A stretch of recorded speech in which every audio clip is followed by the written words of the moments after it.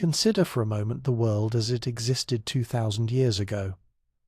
A world where empires rose and fell like tides, where power flowed through carefully constructed channels of control, and where a single province on the edge of the Mediterranean Sea had become a crucible of competing forces.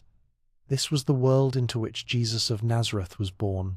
And to understand his story, to truly grasp what unfolded in those extraordinary 3 years, we must first understand the intricate web of power that surrounded him. Palestine, in the 1st century, was not a peaceful backwater. It was a pressure point, a place where religious fervor met imperial ambition, where ancient promises collided with present realities. Walk with me through this landscape.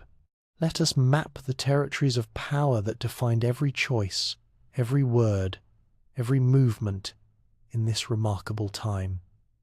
At the apex of this world stood Rome. The empire that had conquered the known world did not maintain its grip through brute force alone. That would have been far too costly, far too inefficient. No, Rome had perfected something far more subtle, the art of indirect rule. Imagine the calculation: why station legions in every province when you could find local strongmen to do your bidding? Why drain the treasury maintaining order when client kings could do it for you, desperate to keep the positions you had granted them? This was the strategy that brought Herod the Great to power. A man of Idumean descent, not truly Jewish by blood, though his family had converted, Herod held his throne through a combination of Roman backing and ruthless efficiency. He was, in every sense, a survivor. When civil wars rocked Rome, Herod switched sides with perfect timing. When Augustus emerged victorious, Herod convinced him of his utility, and Augustus, that most pragmatic of emperors, saw the wisdom in keeping such a man in place. But Herod understood something crucial about ruling Palestine. The Jewish people had memories that stretched back 1,000 years. They had texts, traditions, and an identity forged in the fires of exile and return. You could not rule them as you might rule Gaul or Germania. So Herod built. He rebuilt the temple in Jerusalem on a scale that rivaled Solomon's original, creating one of the architectural wonders of the ancient world. He constructed fortresses, aqueducts, entire cities. He married into the priestly aristocracy. He played the part of the Jewish king while serving Roman interests. Yet beneath this veneer of legitimacy lay terror. Herod killed his own wife, Mariamne, when he suspected conspiracy. He executed 3 of his sons. Augustus himself reportedly joked that it was better to be Herod's pig than his son, for at least the pig, under Jewish dietary law, would not be slaughtered. This was the man who ruled when Jesus was born. This was the power structure into which a child from Nazareth would emerge. But Rome and its puppet kings were not the only powers shaping this world. Stand in Jerusalem for a moment, in the court of the Gentiles, and observe what flows around you. The temple dominated the city, both physically and spiritually. Its white stone and gold gleamed in the sunlight, visible from miles away. Yet it was far more than a place of worship. The temple functioned as the economic heart of Jewish life. It was a bank, holding deposits and making loans. It was a treasury, collecting the annual half-shekel tax that every Jewish male over 20 owed. It was a marketplace, where thousands of animals were bought and sold for sacrifice. During the great festivals, when pilgrims flooded Jerusalem from across the Mediterranean world, the temple complex became a hive of commerce. Money changers converted foreign currency into the Tyrian silver coins required for temple transactions. Merchants sold doves for the purification offerings of the poor. The economic activity was staggering, and controlling this entire operation was the priestly aristocracy, led by the high priest and guided by the Sanhedrin, the council of 70 elders who functioned as supreme court, legislature, and executive authority over Jewish internal affairs. These men, largely from Sadducean families, had negotiated a delicate arrangement with Rome. They maintained order, collected taxes, and administered Jewish law. In return, Rome allowed them considerable autonomy. They could try cases, impose penalties, even carry out executions for religious violations, though they needed Roman approval for death sentences. This was no small thing. The Sanhedrin held real power over daily life. They determined what was clean and unclean, who could marry whom, how business should be conducted, how the Sabbath should be observed.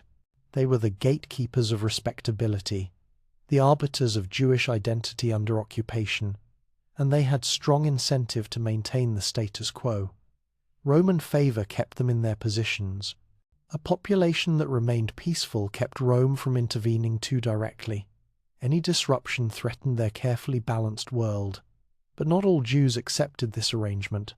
Walk through the synagogues and study houses, and you encounter the Pharisees. These men, teachers, scribes, rabbis, represented a different approach to Jewish identity under Roman rule. Where the Sadducees controlled the temple, the Pharisees emphasized Torah study and interpretation. They developed what they called the oral law, explanations and applications of the written Torah that made it accessible to common people. The Pharisees believed that every Jew could be holy, not just the priests. They taught that righteousness came through careful observance of the law in daily life, how you conducted business, what you ate, how you treated your neighbor. They made religion portable, something that could survive even if the temple fell. And indeed, when the temple was destroyed in 70 AD, it was Pharisaic Judaism that survived and evolved into Rabbinic Judaism. Yet in Jesus' time, the Pharisees occupied an ambiguous position. They had popular respect but limited institutional power. They debated endlessly among themselves, the school of Hillel favoring more lenient interpretations, the school of Shammai stricter ones. They held Rome in contempt but recognized the reality of occupation. They waited for God to intervene, for a Messiah to come, for the age to turn. They watched, they taught, they prepared the people for a deliverance whose timing only God knew. Then there were those who refused to wait. Out in the Judean wilderness, near the shores of the Dead Sea, a community of Essenes had withdrawn from what they saw as the corruption of Jerusalem. They believed the priestly families had compromised too much, that the temple itself had become impure. So they created their own pure community, following strict rules of ritual cleanliness, holding property in common, studying scriptures with intensity, waiting for the final battle between the sons of light and the sons of darkness. And in the hills and caves among the desperate and the zealous, groups plotted active resistance. The zealots, though they would not be called that until later, represented the tradition of armed rebellion against foreign occupation. They remembered the Maccabees, who had defeated the Greeks and rededicated the temple 2 centuries earlier. They believed God would bless their efforts to throw off the Roman yoke. They waited for the right moment, the right leader, the spark that would ignite popular uprising. Each of these groups held a different vision of what it meant to be God's people under Roman occupation. The Sadducees chose accommodation, the Pharisees chose patient faithfulness, the Essenes chose separation, the Zealots chose resistance, and all of them lived in a state of tension, knowing that the Roman legions in Syria could march south at any provocation. That rebellion led to crucifixions, that the last thing Rome tolerated was disorder in the provinces. Yet beneath all these formal power structures moved another force, the common people. The peasant farmers who worked land their ancestors had owned, but now rented from distant landlords. The fishermen who paid for licenses to fish in waters that had been free. The craftsmen who saw their profits consumed by taxes, taxes to Rome, taxes to Herod's building projects, taxes to the temple. The women who carried water, ground grain, raised children in a world where every day brought fresh humiliation from occupying forces. These people held no formal power. They could not make laws or command armies, but they could riot. They could refuse to disperse when authorities demanded. They could make heroes of those who challenged the powerful. The authorities knew this. When crowds gathered around a popular teacher or prophet, when people began speaking of signs and wonders, the men in power paid attention, because crowds could force their hand. Public support could protect someone the authorities wanted to eliminate. Popular outrage could trigger Roman intervention that would cost everyone their positions. This brings us to perhaps the most dangerous element in this volatile mix, the Messiah concept itself. The word meant anointed one, referring to the ancient practice of anointing kings with oil. King David had been the Messiah of his age, the shepherd boy whom God raised up to defeat Israel's enemies and establish a dynasty. And God had promised through the prophets that one day a descendant of David would come to restore the kingdom, to throw off foreign oppression, to establish justice, to inaugurate an age of peace. But what did this mean in practical terms? Any Jew who claimed to be the Messiah was claiming to be the rightful king of Israel. That was treason against Rome, which recognized only Caesar's appointed rulers. It was also a threat to the religious establishment, whose authority depended on Roman approval. A messianic claimant attracted followers, created expectations, and promised deliverance. Such claims led directly to crucifixion. Rome had perfected this particular form of execution for rebels and slaves, a public, agonizing death designed to break the spirit of anyone who might challenge imperial authority. And yet, prophetic figures kept emerging. John the Baptist, dressed in camel hair, eating locusts and wild honey, appeared in the wilderness, calling for repentance and baptizing in the Jordan River. He proclaimed that the kingdom of heaven was near, that judgment was coming, that people must prepare. Crowds flocked to him. Even some of the religious elite came to be baptized. The authorities watched nervously. Herod Antipas, son of Herod the Great and ruler of Galilee, eventually arrested and executed John. But the pattern was clear. People were hungry for change, desperate for hope, ready to follow anyone who spoke with authority and promised deliverance. This was the world complex, dangerous, pregnant with possibility, into which Jesus of Nazareth stepped when he began his public ministry around the age of 30. Every move he made would be interpreted through this grid of competing powers. Every word would be weighed for its political implications. Every miracle would be assessed as a potential claim to authority. The religious establishment would ask, does he threaten temple operations? Does he undermine our teaching? Will he cause Rome to restrict our autonomy?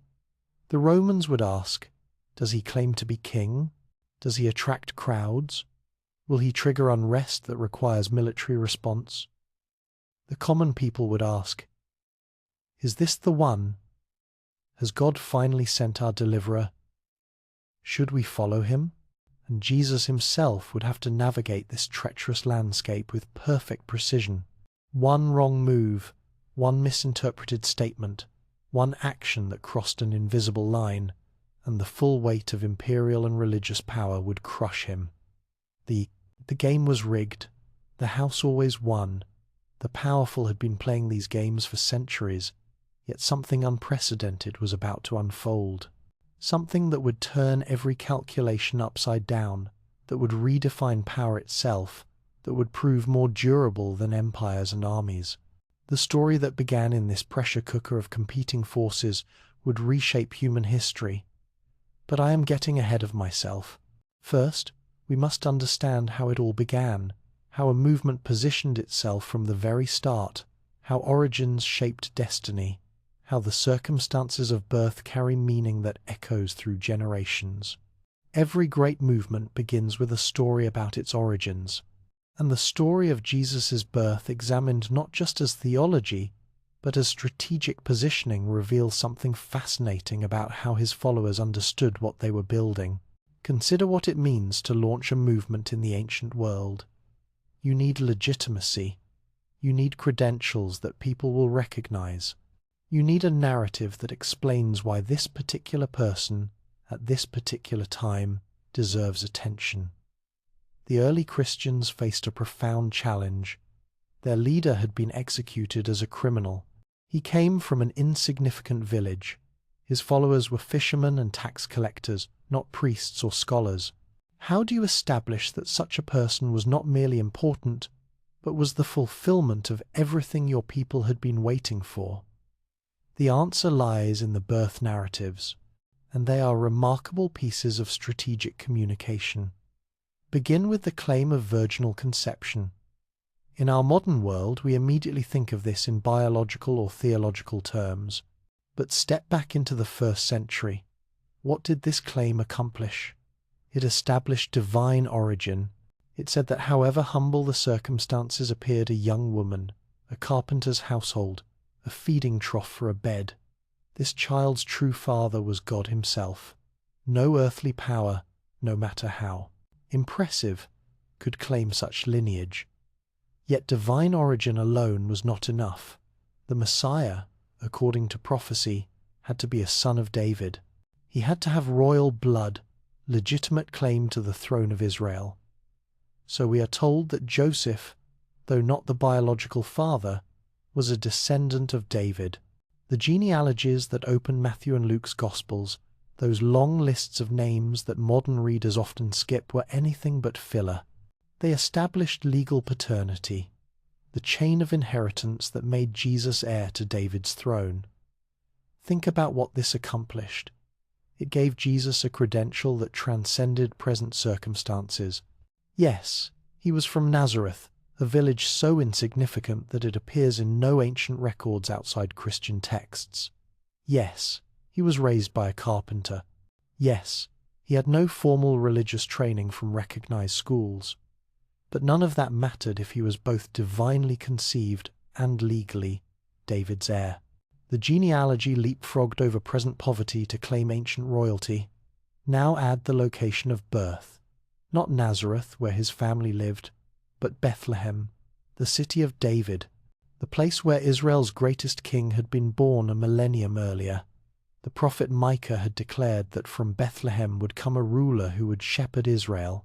So, we are told that circumstances, a Roman census requiring Joseph to return to his ancestral hometown, brought Mary to Bethlehem precisely when the child was to be born.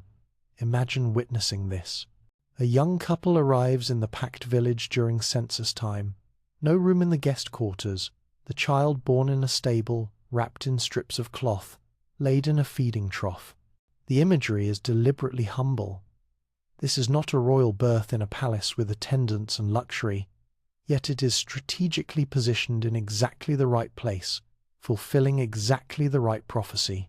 And then, in the darkness of that night, shepherds receive the announcement. Why shepherds? These were not respectable men. They were rough, outdoor labourers, ritually unclean from contact with animals, unable to observe all the religious niceties. Yet the angels appear to them first. The message is clear. This child comes for the marginalized, for those outside the circles of power and respectability. The kingdom he announces will not follow conventional hierarchies, but the narrative also includes the visit of the Magi wise men from the east, probably Persia. These were not Jewish. They were Gentile astrologers, practitioners of a craft that Jewish law condemned. Yet they recognized the significance of this birth through their study of the stars. They come bearing royal gifts, gold, frankincense, and myrrh, gifts for a king. Consider the strategic brilliance of this element. The story says that from the very beginning, this movement had international recognition. It was not merely a Jewish affair. The Gentile world saw and acknowledged what was happening. The inclusion of the Magi foreshadows the movement's eventual spread beyond Jewish boundaries to encompass the whole world, and their arrival in Jerusalem triggers something crucial to the narrative: Herod's response. The paranoid king, hearing of a child born king of the Jews, orders the massacre of all male children in Bethlehem under 2 years old. The historical evidence for this specific massacre is thin. Josephus, the great Jewish historian of the period, does not mention it, though he catalogues many of Herod's other atrocities. But the story serves a vital strategic purpose. It frames the movement, from its very inception, as threatening to corrupt earthly power. Herod, Rome's client king, recognizes Jesus as a rival and attempts to eliminate him. The powers of this world immediately oppose this child. The story establishes that this is not a comfortable religion for those who profit from the status quo. It is dangerous from day one, and so the family flees to Egypt. Again, there is strategic depth here. Egypt was the place of slavery, where Israel had been oppressed for 400 years before Moses led them to freedom. It was also the place of refuge where Abraham had gone during famine, where the young David had found safety from Saul. By taking Jesus to Egypt, the narrative creates a parallel with Moses, the great liberator. Just as Moses was threatened by Pharaoh as an infant and escaped, just as Moses would later lead his people out of Egypt to freedom, Jesus too flees to Egypt and will return. He is being positioned as a new Moses, one who will lead a new Exodus. The family remains in Egypt until Herod dies. Then, we are told, they return, but not to Bethlehem in Judea, where Herod's son Archelaus now rules with even greater brutality than his father. Instead, they settle in Nazareth in Galilee, under the jurisdiction of Herod Antipas. This detail matters more than it might first appear. Nazareth was nowhere. It does not appear in the Hebrew Scriptures. It is not mentioned in the Talmud. Josephus, who lists dozens of Galilean towns in his writings, never names it. We know it existed. Archaeology confirms a small village was there in the 1st century, but it was utterly insignificant. Can anything good come from Nazareth? Nathanael asks in John's Gospel, and the question captures the village's reputation perfectly. Yet this obscurity served a purpose. Jesus grew up outside the circles of religious and political power. He was not educated in Jerusalem. He did not train under famous rabbis. He was not connected to priestly families or wealthy patrons. When he emerged to teach with authority, when he challenged the religious establishment, when he reinterpreted Torah, he did so as an outsider. No one could claim he was merely repeating what his teachers had taught him. His authority came from somewhere else, and Nazareth was in Galilee. This matters. Galilee was the Jewish heartland, in some ways heavily Jewish in population, dotted with synagogues, agricultural and traditional. But it was also known as a region of resistance. The Zealot movement would emerge from Galilee. Judas the Galilean had led a revolt against Rome's census in 6 AD, just a few years after Jesus' birth. The Roman governor of Syria had crucified 2,000 rebels along Galilean roads as a warning. The place had a reputation for producing troublemakers. So when Jesus of Nazareth eventually appeared teaching in synagogues, people would have certain expectations. A Galilean teacher challenging Jerusalem's religious elite fit a pattern. It suggested potential danger, possible rebellion, the kind of prophetic fire that drew crowds and worried authorities. But before any of that, there was silence. The Gospels tell us almost nothing about Jesus' childhood and young adulthood. We have one story, the 12-year-old Jesus in the temple, amazing the teachers with his questions and understanding, then nothing until he is about 30 years old. This gap of nearly 2 decades is not accidental silence, it is strategic silence. By telling us nothing of those years, the narrative avoids creating expectations about how a Messiah should develop. It does not burden Jesus with a conventional story of religious education and gradual authority. Instead, he simply appears, fully formed, ready to begin his work. The silence creates mystery and leaves room for the divine. And when he does appear, it is at the Jordan River, where John the Baptist is conducting his movement of repentance and ritual washing. This moment, the baptism, is crucial for understanding how Jesus positioned himself from the start. John was the talk of Judea. This wild prophet in the wilderness, calling the people to repent, baptizing them in the Jordan as a sign of cleansing, proclaiming that someone greater was coming. He attracted enormous crowds.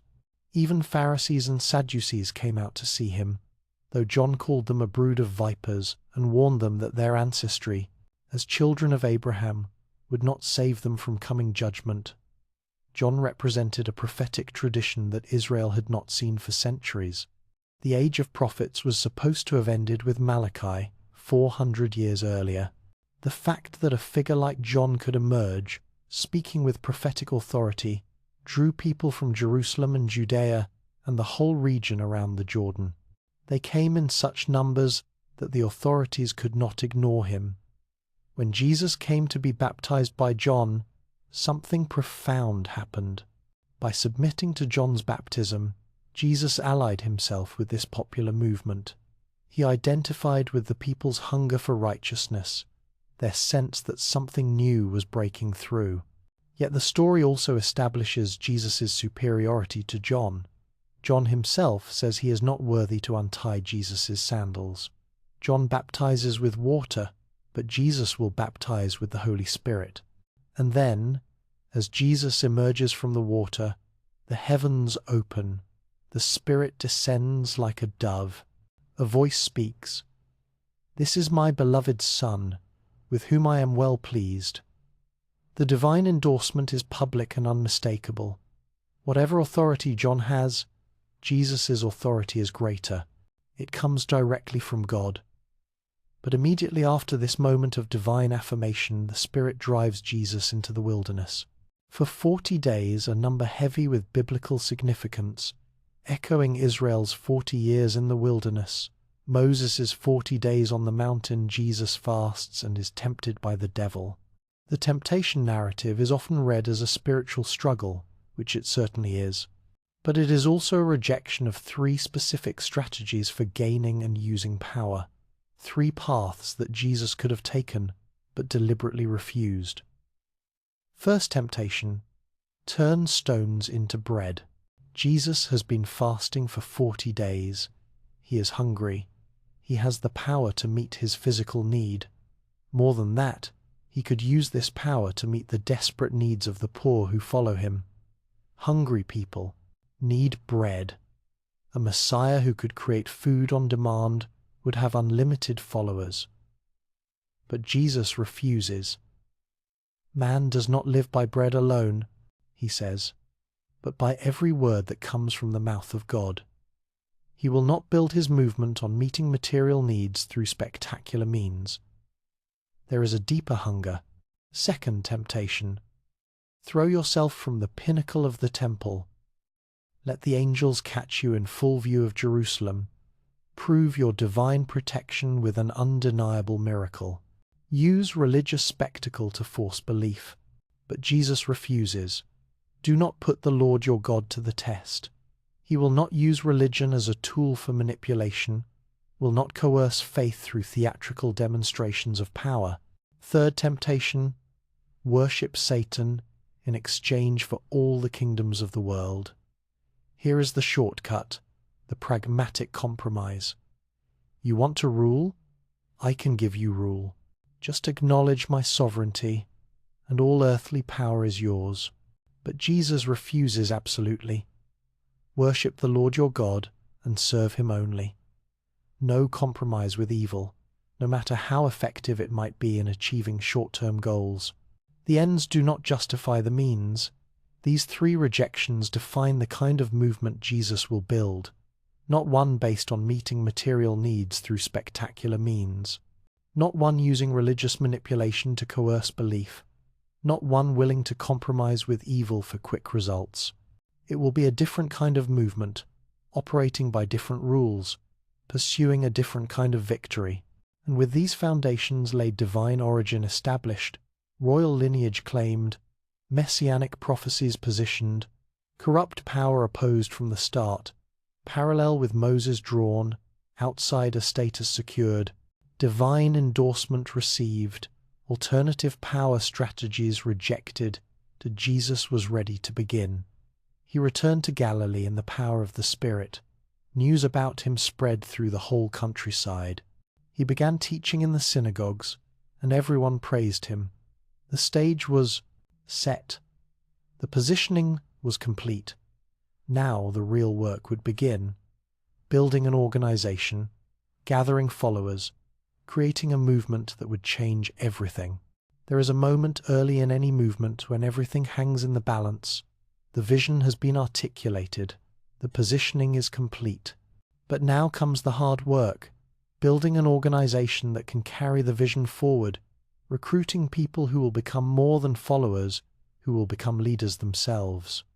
Jesus understood this, and his approach to building a team reveals sophisticated strategic thinking that we might easily overlook if we read the stories only as spiritual narratives.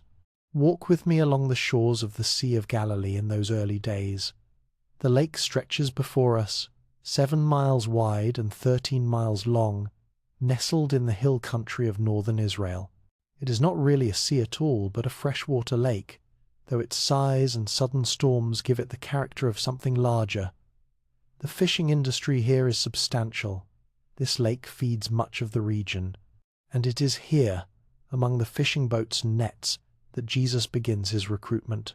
He sees 2 brothers, Simon and Andrew, casting a net into the lake. These are not poor, desperate men. They own their equipment. They know their trade. They have a business, connections, a place in the economic life of their community. "Come, follow me," Jesus says, "and I will make you fishers of men." And they leave their nets immediately and follow him. A little further on, 2 more brothers, James and John, the sons of Zebedee. They are in a boat with their father, preparing their nets. Jesus calls them, and they leave the boat and their father and follow him.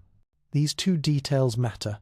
They have a boat, expensive equipment, and hired servants are mentioned elsewhere, meaning this is a substantial fishing operation. The sons of Zebedee are not peasants. They are businessmen. Why does this matter? Because Jesus is not simply gathering the desperate and dispossessed. He is recruiting people with skills, with economic experience, with networks of relationships. Fishermen understand logistics, how to organize complex operations, how to work in teams, how to read conditions and adapt strategies. They know how to manage resources, how to negotiate in markets, how to lead crews. These are transferable skills. And there is something else. Peter, Andrew, James, and John are partners in a fishing cooperative. Luke's Gospel tells us this explicitly. They already know how to work together. They have existing trust and cooperation. Jesus is not building a team from scratch. He is bringing in a functioning unit, but he does not stop with fishermen. Walking further, he sees Levi, also called Matthew, sitting at a tax collector's booth. Now here is a very different kind of recruit. Tax collectors were collaborators with Rome, despised by their fellow Jews. They bid for the right to collect taxes in a region, then collected enough to pay Rome and make their profit. The system encouraged exploitation.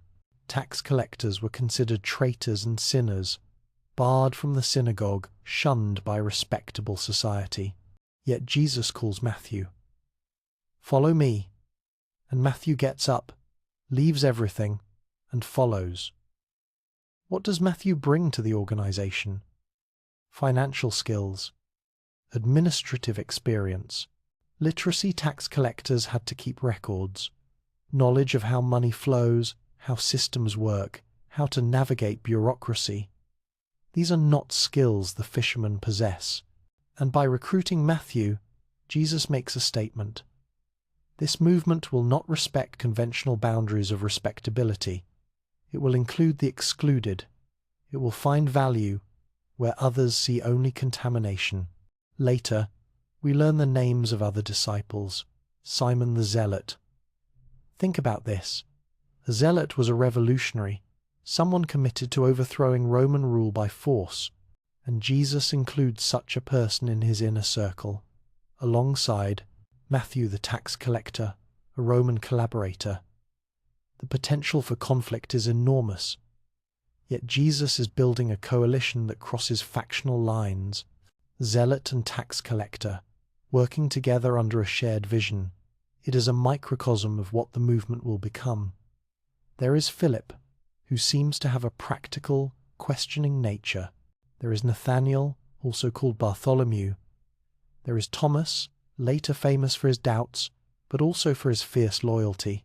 There are two more named James, one the son of Alphaeus, one called James the Less to distinguish him. There is Thaddeus, also known as Judas, son of James. And there is Judas Iscariot, who will betray him. 12 in total. The number itself carries meaning. 12 tribes of Israel. Jesus is reconstituting Israel around himself, creating a new foundation for God's people. These 12 will be more than followers. They will be apostles, ones sent out with authority to act on his behalf. But Jesus does not train them all equally. Within the 12 he creates an inner circle. Peter, James, and John. These three accompany him at crucial moments when the others are left behind. They will witness the raising of Jairus' daughter. They will be present at the Transfiguration. They will be closest to him in the Garden of Gethsemane. This is not favoritism for its own sake. It is intensive leadership training. These three are being prepared for special responsibility, and Peter emerges as the leader of this inner circle. Impulsive, passionate, Peter quick to speak, quick to act, quick to fail. Jesus renames him. Simon becomes Peter, which means rock. It is both a promise and a challenge. You will be the rock on which I build my church, Jesus will later say. But first, Peter must be broken and remade. His natural leadership requires tempering, testing, transformation. Now, observe what Jesus does with this team. He does not keep them close and dependent. He sends them out.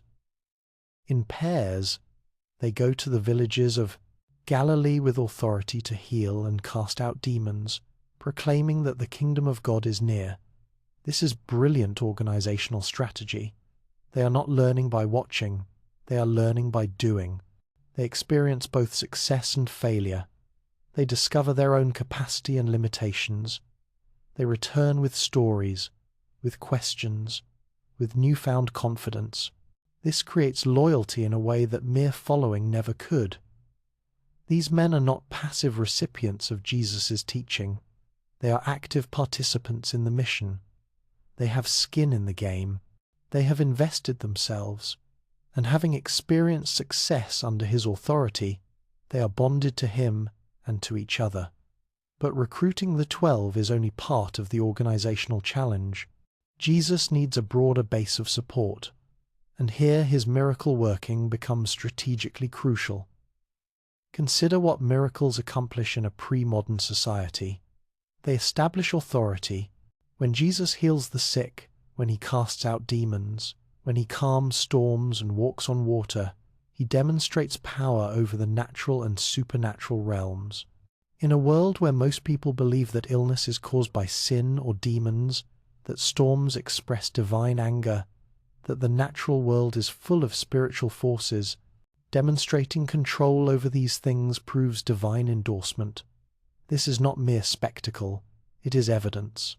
The question everyone asks is, by what authority does he do these things? The miracles answer, by divine authority. God is with him, and if God is with him, then his teaching carries weight. His interpretation of Torah deserves attention. His claims about himself might be true, but Jesus is also strategic about how he uses controversy. Time and again, he heals on the Sabbath, knowing this will provoke the religious authorities. A man with a withered hand in the synagogue, a woman bent over for 18 years, a paralytic at the pool of Bethesda. Each time, the Pharisees and scribes object. The law forbids work on the Sabbath. Healing is work. Therefore, healing on the Sabbath violates God's command, and each time Jesus forces them to defend a position that seems harsh to common people. Is it lawful to do good on the Sabbath or to do evil, to save life or to destroy it? He asks. If your sheep falls into a pit on the Sabbath, do you not lift it out? How much more valuable is a person than a sheep? The arguments are devastating. They win public sympathy while alienating the religious establishment. This is not accident. Jesus is positioning himself as the champion of ordinary people against a religious system that has become burdensome. He is exposing how the law, meant to protect human flourishing, has been twisted into something that values rules over people. And by doing this publicly, repeatedly, he builds a following among those who have felt oppressed by religious demands. His teaching style reinforces this. He speaks in parables, simple stories about farmers and shepherds, seeds and soil, lost coins and wayward sons. These stories work on multiple levels. To the crowds, they are accessible, memorable, applicable to daily life, but they also contain hidden layers, subtle challenges to authority, inversions of expected outcomes. The last are first. The righteous son stays home while the prodigal receives the party. The respected religious leaders pass by the wounded man while the despised Samaritan stops to help. These parables teach peasants to question the religious establishment without putting Jesus at obvious legal risk. If accused of sedition, he can claim he was just telling stories about farming, but everyone who hears them understands the subtext. God's kingdom operates by different values than the religious and political systems they know. And notice where Jesus conducts this ministry. He does not go to Jerusalem initially. He does not challenge the authorities on their home ground. He works in Galilee, rural, agricultural, far from the centers of power. He moves from village to village, teaching in synagogues, healing in marketplaces, speaking to crowds on hillsides. He is building support in the countryside, where Roman control is weakest, where people are most receptive to his message. His strategy for expanding his base is particularly effective. He targets the marginalized, the sick, the demon-possessed, the ritually unclean, all those whom the religious system has pushed to the edges. When Jesus heals lepers, he restores them, not just to health but to community. When he talks with the Samaritan woman at the well, he crosses ethnic and gender boundaries that respectable teachers never crossed. When he allows a woman with a history of prostitution to anoint his feet with expensive perfume and her tears, he scandalizes the Pharisees but creates fierce loyalty among those who have been judged and found wanting. Women become crucial supporters of the movement. Mary Magdalene, from whom Jesus cast out 7 demons. Joanna, the wife of Herod's household manager, a woman of means with connections to power. Susanna, and others who follow Jesus and support the movement from their own resources. In a society where women have limited public roles, where their testimony is not accepted in courts, Jesus includes them in his traveling company, listens to them, teaches them, and accepts their financial backing. This last point deserves attention. The movement needs money. Jesus and the 12 are not working regular jobs. They need food, lodging, resources for travel. The support comes from grateful followers, especially women of means who can afford to be generous. This creates a patron-client relationship that binds supporters to the movement through both gratitude and investment. By the time Jesus begins to make his way toward Jerusalem, he commands significant popular support. Crowds follow him. Thousands gather to hear him teach. Parents bring their children to be blessed. The sick are carried on mats to wherever. He is staying. His reputation spreads across the region. Even Herod Antipas hears about him and is troubled, wondering if this might be John the Baptist returned from the dead. But Jesus has done something more subtle than merely attracting a crowd. He has built an organization with structure and leadership. He has the 12 apostles, trained and tested. Within them, he has an inner circle prepared for special responsibility. He has a broader group of disciples who travel with him. He has financial supporters who sustain the movement. He has networks of sympathizers in villages throughout Galilee who provide housing and spread his message. And he has positioned this movement carefully. He is the champion of the poor and marginalized, yet his message attracts people from all levels of society. He challenges religious authorities, yet he claims to fulfill the law rather than abolish it. He performs miracles that suggest divine power, yet he teaches with an authority that does not depend on external validation. He speaks of God's kingdom, yet he avoids language that would give Roman authorities clear cause for arrest. It is a delicate balance. Any movement that attracts this much attention, that challenges existing authorities, that creates expectations of change, is inherently dangerous. The forces that crucified John the Baptist for much less are watching. The religious establishment that cooperates with Rome to maintain order is growing concerned. The crowds that acclaim Jesus today might turn on him tomorrow if he fails to meet their expectations. But for now, the momentum is building. The organization is in place. The message is spreading. The power base is growing. Everything is moving toward Jerusalem, toward the confrontation that everyone senses is coming, toward the moment when this Galilean teacher will stand before the powers that control his world and force them to make a choice. The foundation has been laid with remarkable care. Now we will see what kind of structure can be built upon it. There comes a moment in every movement when potential must become demonstration, when the leader must show that the vision is not merely words, but can manifest in reality, when followers need evidence that their faith is not misplaced, that the power they sense is genuine, that the revolution they hope for can actually happen. For Jesus, this moment arrives in a series of increasingly bold actions that push his ministry to its peak.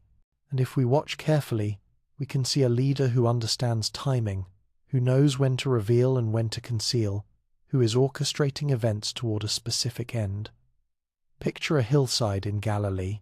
It is late in the day, and a crowd has been following Jesus, listening to his teaching, bringing their sick for healing. Now they are far from any village, and they are hungry. 5,000 men, the Gospels tell us, plus women and children. Perhaps 10,000 people in total, maybe more. It is an enormous gathering, the kind that would make Roman authorities nervous if word reached them. The disciples suggest sending the people away to buy food in nearby villages, but Jesus says no. You give them something to eat. The disciples are bewildered. We have only 5 loaves of bread and 2 fish, they say. What is that among so many? But Jesus takes the loaves and fish, gives thanks, and begins distributing them. And somehow the Gospels do not explain the mechanism, only the result: everyone eats. More than that, when they collect the leftovers, they fill 12 baskets, one for each of the 12 apostles. The symbolism is deliberate. There is abundance in this kingdom, enough for all of Israel's tribes, with the apostles as distributors of divine provision. Now consider what this demonstrates. Jesus has shown organizational capacity. He has mobilized resources, even impossibly inadequate resources, and met the needs of thousands. He has proven that he can sustain a movement, can provide for followers, can work miracles of provision. In a world where many people live close to hunger, where one bad harvest can mean starvation, a leader who can provide food commands loyalty. But the feeding of the 5,000 accomplishes something else. It echoes the story of Moses providing manna in the wilderness. Once again, God's people are being fed supernaturally. Once again, a deliverer is demonstrating divine backing through miraculous provision. The parallel is unmistakable to anyone who knows the Scriptures. This is a new Moses, perhaps even greater than Moses. The crowd recognizes this. John's Gospel tells us they want to make Jesus king by force. Here is the moment of maximum political danger. A crowd of thousands in Galilee, ready to proclaim Jesus their leader, ready to follow him in whatever he commands. If Jesus says the word, he could spark a rebellion. The very thing Rome fears most, a popular uprising around a charismatic leader, is at hand. But Jesus refuses. He dismisses the crowd. He sends his disciples away by boat, and he retreats to the mountains alone to pray. The moment passes. The uprising does not happen. Jesus has demonstrated power but refused to use it in the way everyone expects. He will not be that kind of king. Yet even in withdrawal, he continues to build their faith. That night, the disciples are in their boat, struggling against a strong wind. The sea is rough. They are making little progress. And then, in the darkness, they see him walking on the water toward them. They are terrified. Is this a ghost? But Jesus calls out, "Take courage, it is I, do not be afraid." Peter, impulsive as always, asks to come to him on the water. Jesus says, "Come," and Peter steps out of the boat and walks on the water toward Jesus. For a moment, the impossible becomes possible. Then Peter sees the wind, feels the waves, doubts. He begins to sink. Jesus catches him. "You of little faith," he says, "why did you doubt?" This moment teaches multiple lessons simultaneously. It demonstrates Jesus' power over nature. He commands even wind and waves. It shows that faith enables the impossible. Peter actually walks on water. It reveals the danger of doubt. Taking eyes off Jesus leads to sinking. And it reassures even when we sink, Jesus catches us. The disciples worship him, saying, "Truly you are the Son of God." But Jesus is building toward something more than demonstrations of power. He needs his closest followers to understand who he really is. Not just a miracle worker, not just a teacher, not just a prophet, something more. So he takes them north, away from the crowds, to the region of Caesarea Philippi. This is significant territory, a place where Greek and Roman culture dominate, where temples to Pan and Caesar stand, where the contrast between their gods and Jesus' claims becomes vivid. And here, in this Gentile region, Jesus asks his disciples the crucial question, "Who do people say I am?"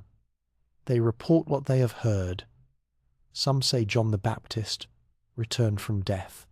Others say Elijah, the great prophet who was taken up to heaven and is expected to return. Still others say Jeremiah, or one of the prophets. All of these are high compliments, but they are not the answer Jesus is looking for. Then he asks the question that matters, "But who do you say I am?"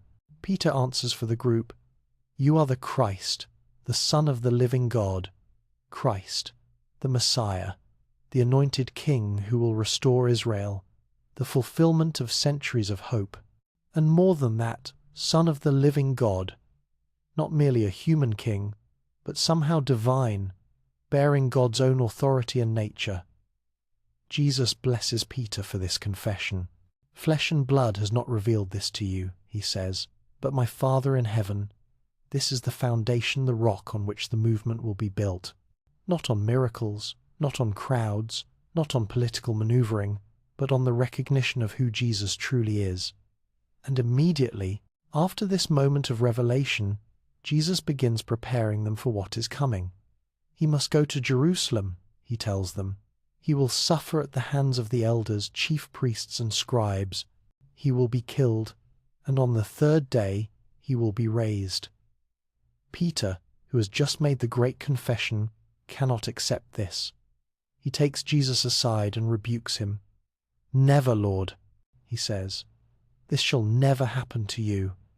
But Jesus turns on him with shocking severity. "Get behind me, Satan. You are a stumbling block to me. You do not have in mind the concerns of God, but merely human concerns." This exchange is crucial.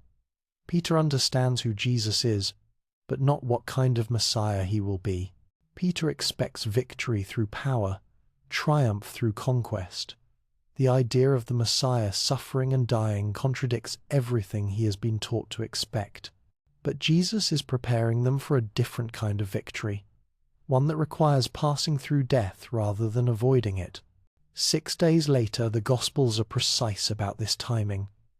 Jesus takes Peter, James, and John up a high mountain, and there something extraordinary happens. Jesus is transfigured before them.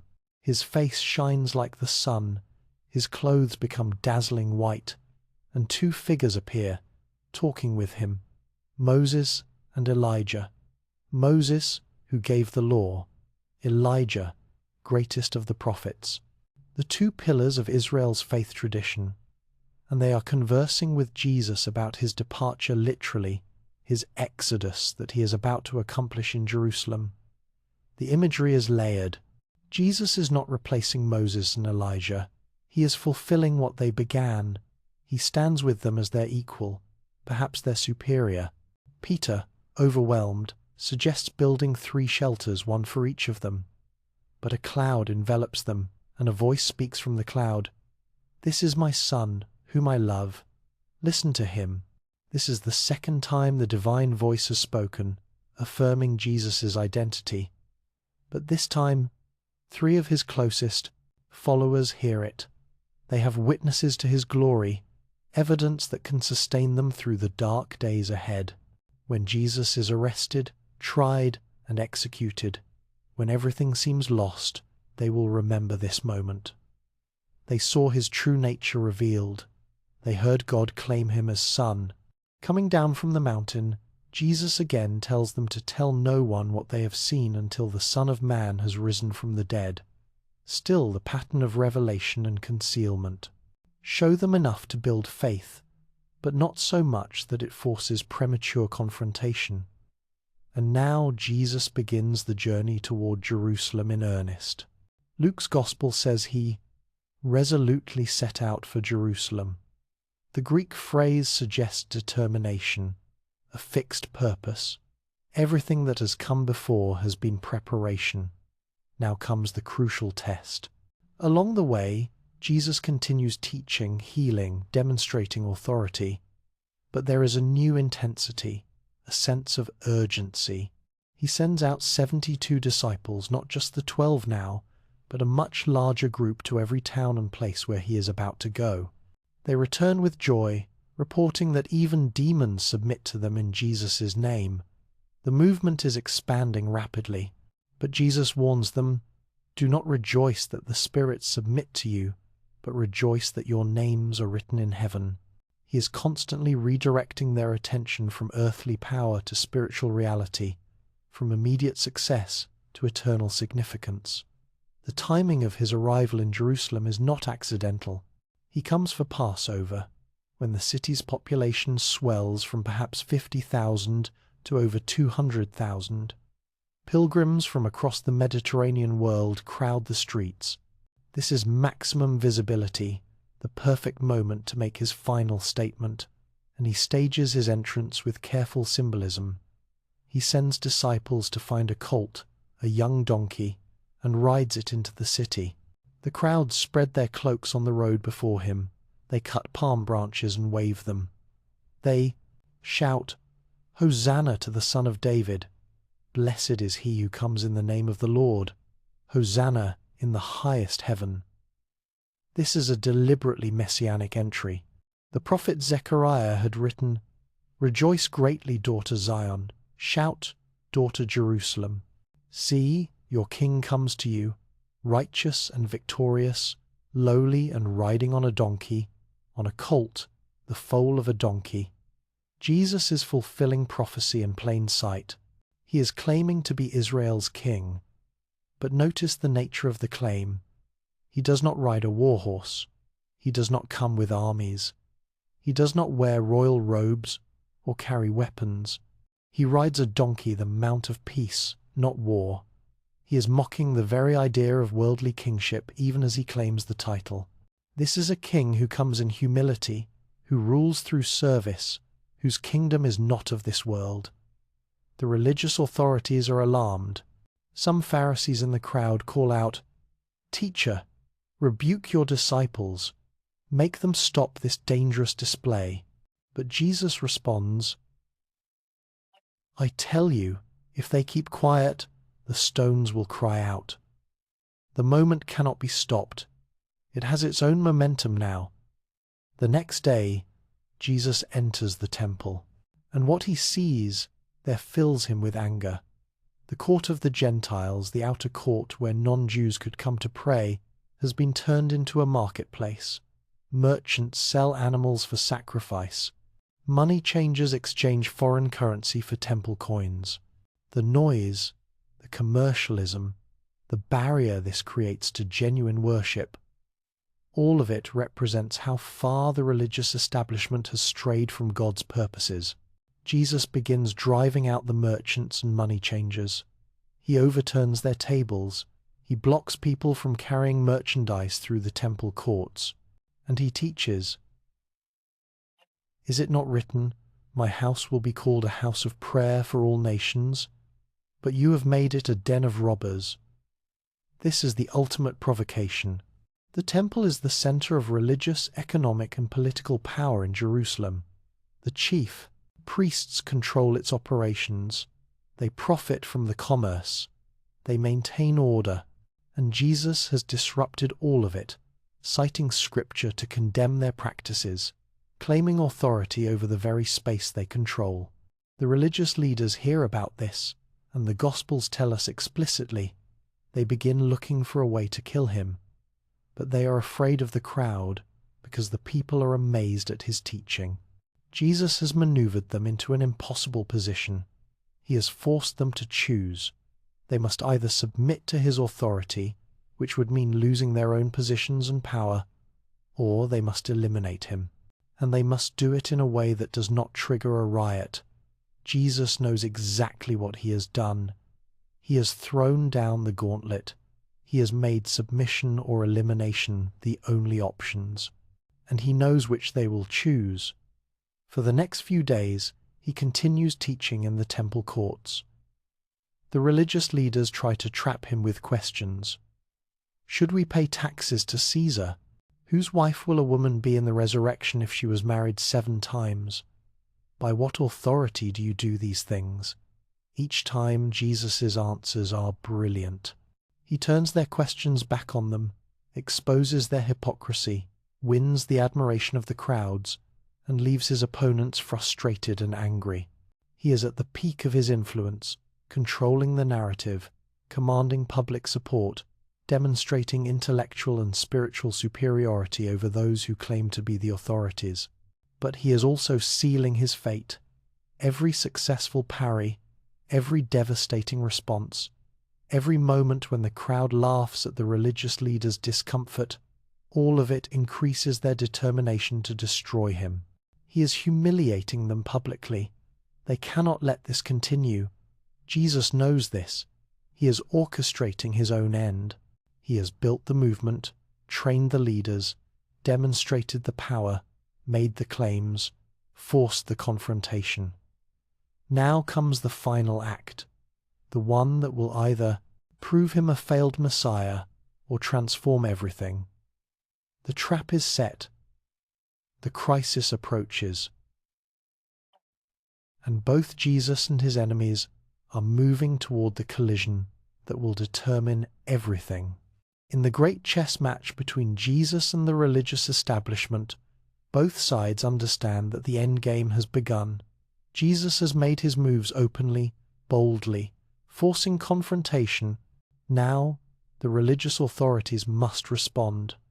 But they face a dilemma that threatens to trap them no matter which way they turn. Consider their position.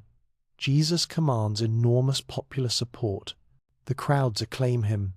They hang on his words. They bring their sick to him.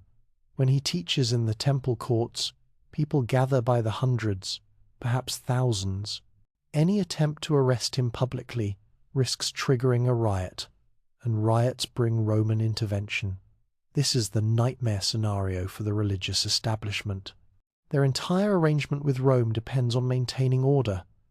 Pilate, the Roman governor, has made it clear through brutal past actions that he will tolerate no unrest.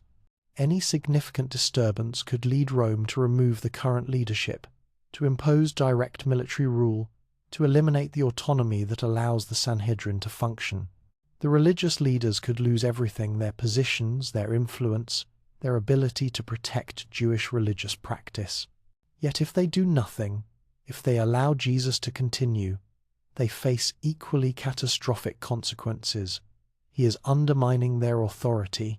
He is reinterpreting Torah in ways that contradict their teaching.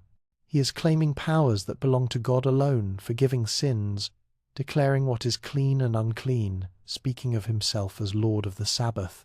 He has disrupted temple operations, challenged their right to profit from religious practice, accused them of turning God's house into a den of robbers.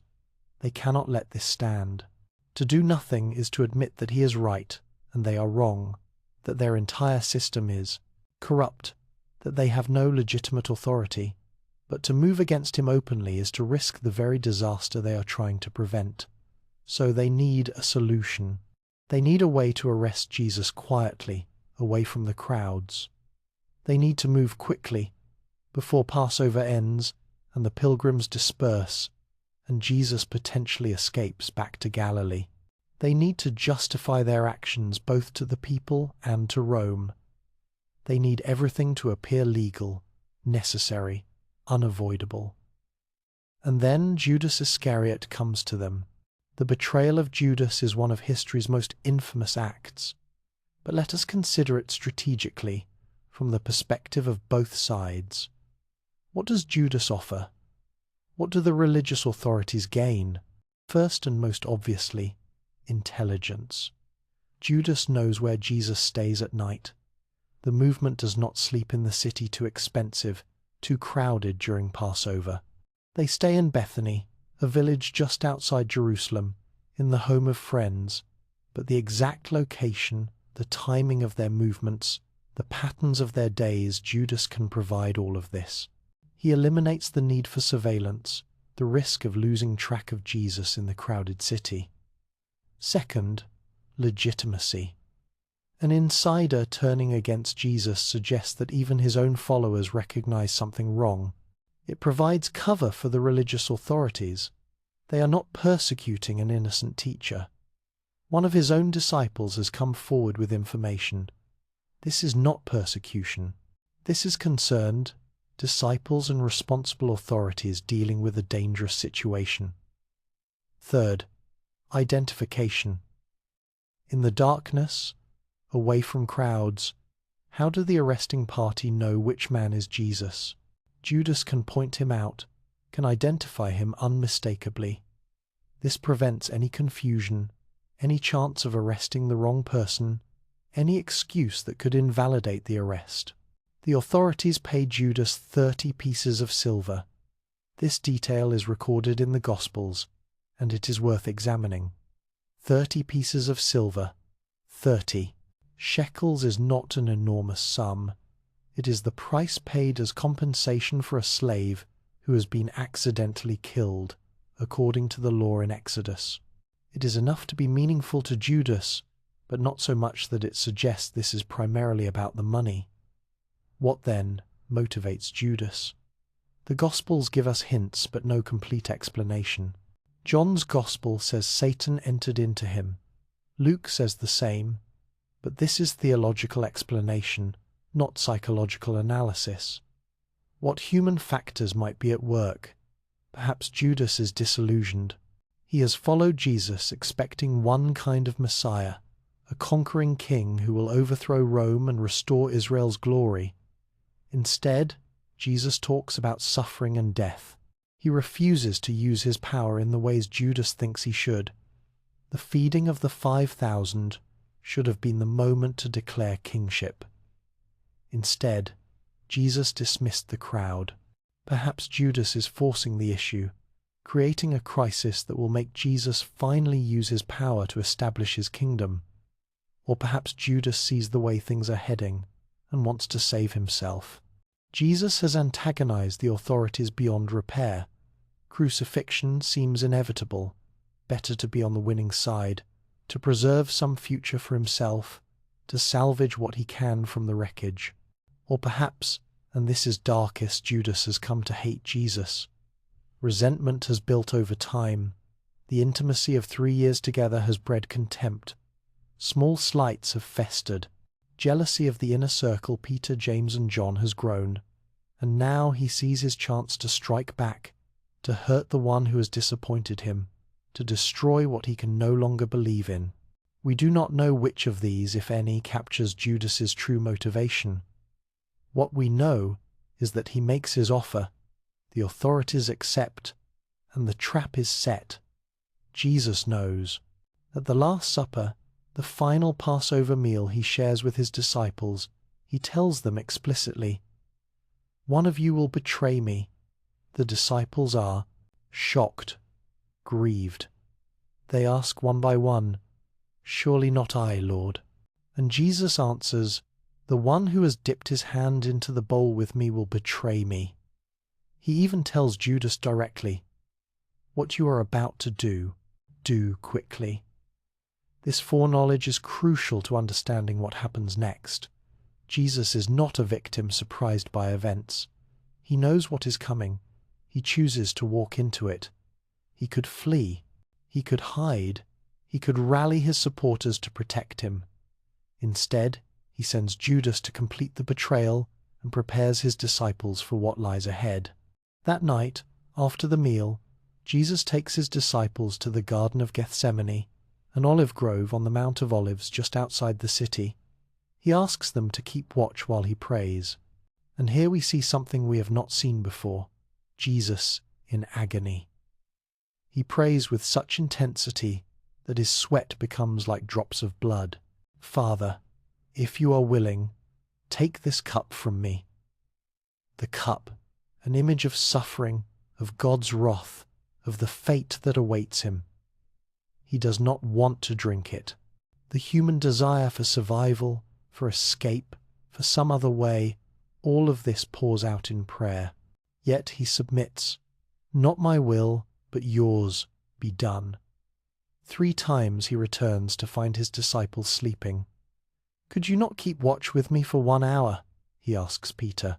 But they are exhausted, perhaps also psychologically unable to face what is coming. They sleep while Jesus wrestles with his fate. And then Judas arrives, leading a crowd armed with swords and clubs. They are sent by the chief priests and elders, temple guards, perhaps some Roman soldiers, definitely enough force to overwhelm any resistance. Judas approaches Jesus and kisses him the prearranged signal, a gesture of respect and affection turned into the mark of betrayal. "Friend," Jesus says to him, "do what you came for." Even now, there is no railing, no curse, only acknowledgement of what must happen. Peter draws a sword, they have 2 among them, and strikes at one of the high priest's servants, cutting off his ear. It is a wild, desperate swing. Peter is trying to fight, trying to protect Jesus, trying to do something, anything, to prevent this. But Jesus stops him. "Put your sword away. Shall I not drink the cup the Father has given me?" And he heals the servant's ear, undoing even this small violence. The disciples flee, all of them. They abandon Jesus and run into the darkness. The movement that seemed so strong, that commanded such crowds, that had such momentum, it disintegrates in a moment. The leader is arrested, and his followers scatter like sheep when the wolf attacks. Jesus stands alone, surrounded by armed men. They bind him and lead him away, first to Annas, the former high priest who still wields enormous influence, then to Caiaphas, the current high priest, where the Sanhedrin has been hastily assembled despite the late hour. The trial begins. And here we must understand something crucial. This is not a trial designed to determine guilt or innocence. This is a procedure designed to provide legal justification for a decision already made. They need charges that will allow them to execute Jesus. They need testimony that will convince both the Sanhedrin and, eventually, Pilate. They bring in witnesses. The law requires at least 2 witnesses who agree in their testimony. But the witnesses contradict each other. Some claim Jesus said he would destroy the temple and rebuild it in 3 days. Others give different testimony. Nothing sticks. Nothing provides the clear legal basis they need. Finally, Caiaphas asks Jesus directly, "Are you the Christ, the Son of the Blessed One?" This is the moment. Jesus could deny it. He could evade. He could say something ambiguous that gives him room to escape. Instead, he says, "I am, and you will see the Son of Man sitting at the right hand of the Mighty One and coming on the clouds of heaven." It is an unmistakable claim. The Son of Man, a figure from Daniel's prophecy, one who comes with the clouds of heaven and is given authority, glory, and sovereign power. Sitting at the right hand of God, the position of ultimate authority and honor, Jesus is claiming to be divine, to share God's throne, to possess God's authority. Caiaphas tears his robes, a ritual gesture, expressing horror at blasphemy. "Why do we need any more witnesses?" he asks. "You've heard the blasphemy. What do you think?" They all condemn him as worthy of death. They spit on him. They blindfold him and strike him, saying, "Prophesy, who hit you?" The mockery begins even before the official punishment. But they have a problem.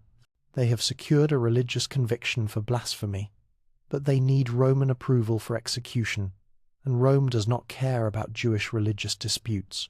Pilate will not execute someone for claiming to be the Messiah in a religious sense. They need political charges, claims that threaten Roman interests, so they shift their strategy. When they bring Jesus before Pilate the next morning, they accuse him of subverting the nation, opposing payment of taxes to Caesar, and claiming to be Christ, a king. These are political charges. These threaten Rome. Pilate questions Jesus, "Are you the King of the Jews?" Jesus answers, "You have said so."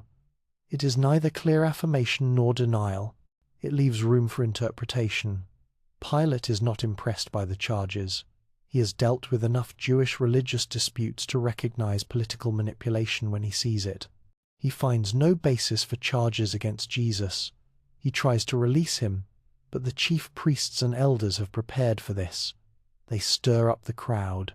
When Pilate offers to release one prisoner as a Passover custom and suggests Jesus, the crowd shouts for Barabbas, instead a known insurrectionist and murderer.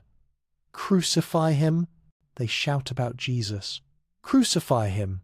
Pilate is caught in his own trap. He is not a strong governor. He has already made multiple blunders in dealing with Jewish sensibilities. Just a few years earlier, he brought military standards bearing Caesar's image into Jerusalem, outraging the Jews. He had to back down. He had taken money from the temple treasury to build an aqueduct, provoking riots that he suppressed with violence. Rome has warned him about causing unrest. Now he faces an angry crowd, demanding crucifixion of a man he believes is innocent. But if he releases Jesus and the crowd riots, if complaints reach Rome that he released a man claiming to be king, a direct challenge to Caesar, his position is threatened. His career could end. He might face charges himself, so Pilate makes the calculation. He washes his hands before the crowd, a symbolic gesture absolving himself of responsibility, though it changes nothing legally. "I am innocent of this man's blood," he says. "It is your responsibility." And the crowd responds, "His blood is on us and on our children." Pilate releases Barabbas. He has Jesus flogged, a brutal Roman punishment that often killed victims before they even reached crucifixion. The soldiers mock Jesus, placing a crown of thorns on his head, draping a purple robe around his shoulders, kneeling before him in fake homage. "Hail, King of the Jews!" They strike him repeatedly. Then Pilate hands him over to be crucified. The religious establishment has achieved its goal. The threat has been neutralized. The blasphemer will be executed. The disruption will end. Order will be restored. Their arrangement with Rome will continue. They have managed the crisis successfully, or so it appears. They have eliminated the leader. They expect the movement to collapse.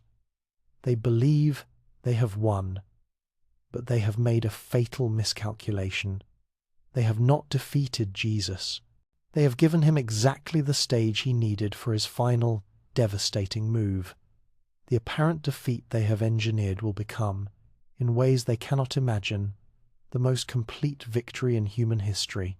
There are moments in history when everything seems lost, when the story appears to have reached its ending, and that ending is tragedy, when those who dared to hope must face the crushing weight of reality, when dreams die in full view of those who believed in them.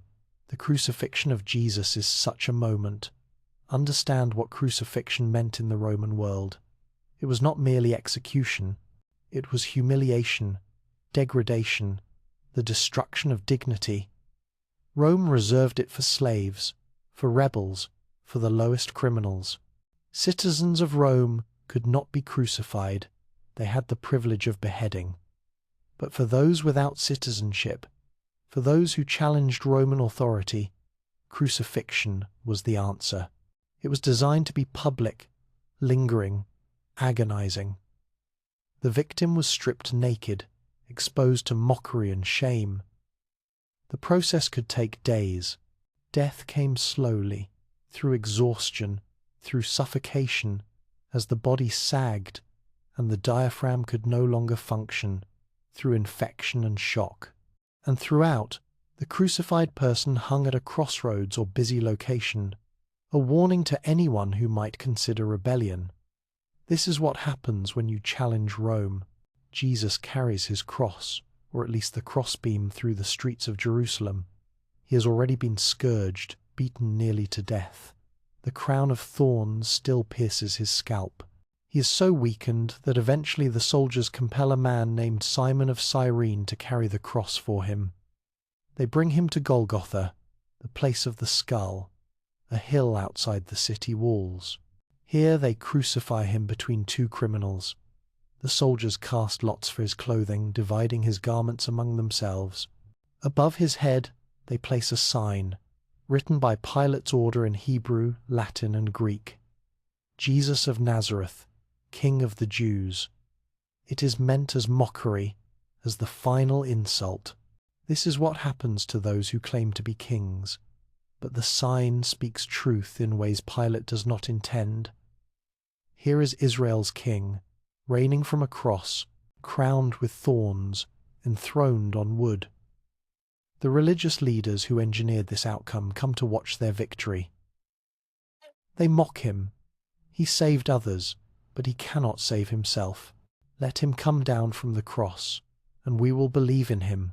He trusts in God.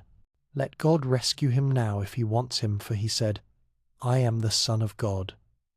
Even one of the criminals crucified beside him joins in the mockery, but the other criminal rebukes him. Do you not fear God, since you are under the same sentence?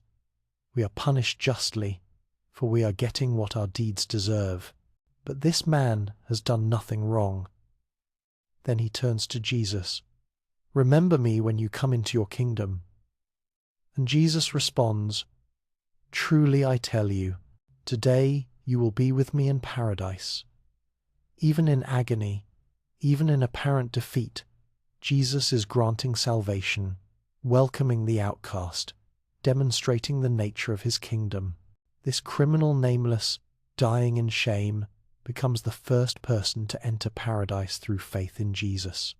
Not a priest, not a Pharisee, not a respected member of society, but a condemned criminal who recognizes truth in his final moments.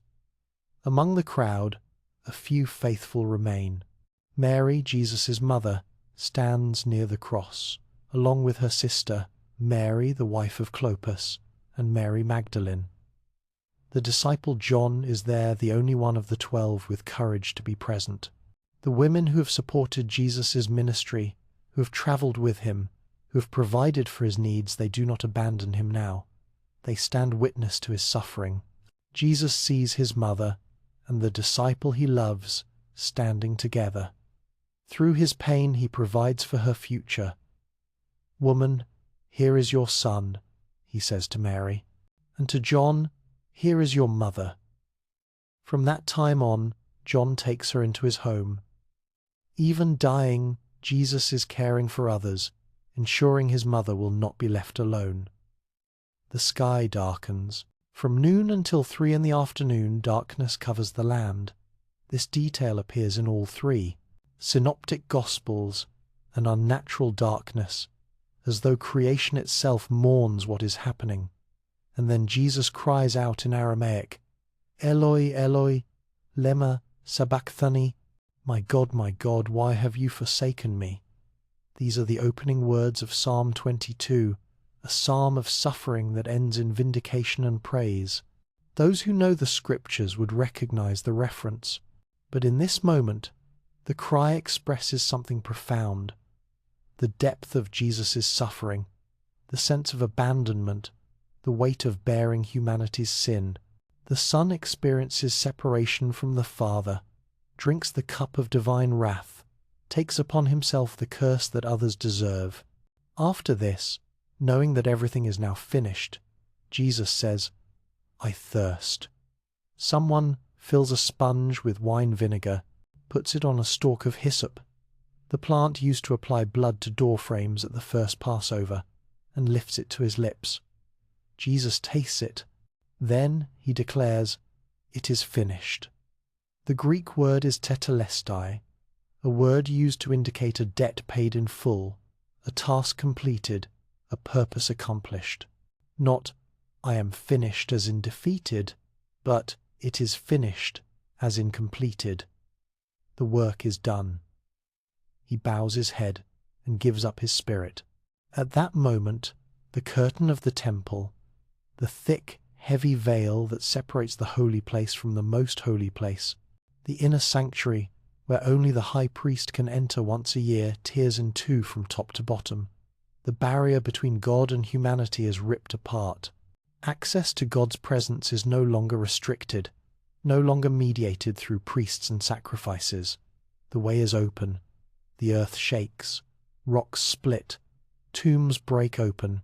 The Roman centurion supervising the crucifixion, seeing how Jesus died and all that happened, declares, "Surely this was a righteous man," or in Matthew's account, "Surely he was the Son of God." Even a pagan soldier recognizes something extraordinary has occurred. But to Jesus' followers, to those who have believed in him, followed him, staked everything on him, this is complete disaster. Their leader is dead, executed as a criminal, hanging naked on a cross for all to see. Every hope they had invested in him has died with him. Where are the 12 apostles? Where is Peter, who swore he would die with Jesus? He is not here. He denied even knowing Jesus 3 times the night before, cursing and swearing that he had no connection to this man. Then he heard the rooster crow, remembered Jesus' prediction, and fled weeping bitterly. Where is he now? Hiding, broken, his leadership aspirations shattered. Where are James and John, the sons of thunder who wanted to call down fire from heaven on their enemies? Where is Andrew, Philip, Thomas, Matthew? They are scattered, terrified, hiding in locked rooms, fearing they will be arrested next. The inner circle has evaporated. The organization Jesus built so carefully has collapsed. Only the women remain. The men trained, commissioned, given authority have fled. But the women stay. They witness his death. They see where he is buried. They will be the ones who return after the Sabbath to care for his body properly. In the moment of greatest crisis, it is the women who demonstrate courage and loyalty. As evening approaches, the Sabbath begins at sundown, and no work can be done on the Sabbath. 2 men come forward with a request for Pilate: Joseph of Arimathea and Nicodemus. Both are members of the Sanhedrin, the same council that condemned Jesus, but both are secret disciples, men who believed in Jesus but had not declared themselves publicly, who had voted against his condemnation or abstained. Joseph, described as a wealthy man, asks Pilate for Jesus' body. Nicodemus brings 75 pounds of myrrh and aloes, an enormous quantity, the kind of amount used for royalty. They take Jesus' body, wrap it in linen cloths with the spices, according to Jewish burial customs, and lay it in Joseph's own new tomb, cut into rock in a garden near the crucifixion site. They roll a large stone across the entrance. Mary Magdalene and Mary the mother of Joseph see where he is laid, noting the location so they can return after the Sabbath to complete the burial preparations. The next day, the chief priests and Pharisees go to Pilate with a concern. They remember that Jesus said he would rise after 3 days. They want the tomb secured so the disciples cannot steal the body and claim he has risen. Pilate tells them to make it as secure as they can, so they seal the stone and post a guard. Every precaution is taken. The tomb is sealed with Roman authority. Guards are stationed. The disciples are scattered and demoralized. The religious establishment has eliminated the threat. Everything is under control. Saturday, the Sabbath, passes in devastating silence. Imagine what those hours are like for the followers of Jesus. The men are hiding, questioning everything. Peter is living with the memory of his denial. They all abandoned Jesus in his moment of need. Their courage failed. Their promises proved empty. And now their leader is dead, sealed in a tomb, guarded by soldiers. The women rest on the Sabbath as the law requires, but they prepare spices and perfumes to anoint the body properly when they can return. They are planning to care for a corpse, to perform the rituals of death. They are not expecting resurrection. They are preparing to say goodbye. For the religious authorities, the Sabbath must bring relief. The crisis has passed. The dangerous teacher is dead. His movement will dissolve. Some of his followers may continue for a while. Such things always take time to completely fade. But without their leader, without his charisma and power, they will eventually drift away. Life will return to normal. The temple operations will continue. The arrangement with Rome will hold.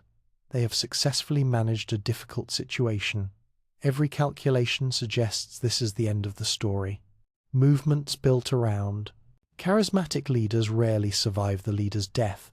When Judas the Galilean was killed decades earlier, his movement fractured. When Theudas was killed, his followers scattered.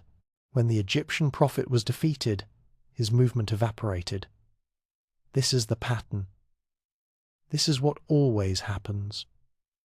The authorities could not have known, could not have imagined what Sunday would bring, because Sunday morning something happens that no one predicted, that no one was prepared for, that changes everything forever. Sunday morning, just after dawn, the women come to the tomb. Mary Magdalene, Mary the mother of James, and Salome bring the spices they have prepared. They are worried about how they will roll away the stone. It is large, far too heavy for them to move. But as they approach, they see that the stone has already been rolled away. Mary Magdalene runs to find Peter and John. They have taken the Lord out of the tomb, and we do not know where they have put him. She assumes grave robbery, desecration, some final indignity. Peter and John race to the tomb. John arrives first, but hesitates at the entrance. Peter, impulsive as always, rushes straight in. They see the linen cloths lying there, and the burial cloth that had been around Jesus' head, folded up by itself, separate from the other linen. The body is gone. But this does not look like robbery. The cloths remain, carefully arranged. Robbers would have taken everything or left chaos. This is something else.